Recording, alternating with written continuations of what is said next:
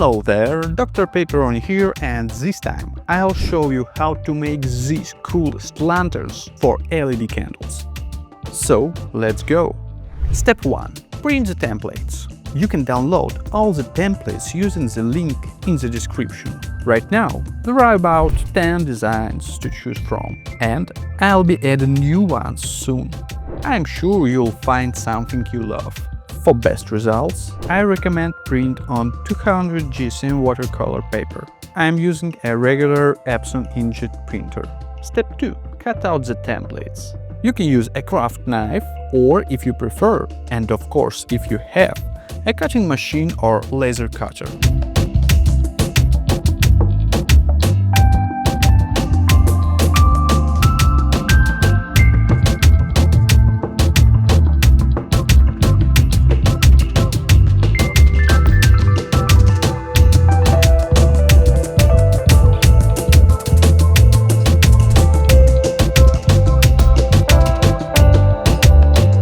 Step 3. Assemble the lantern.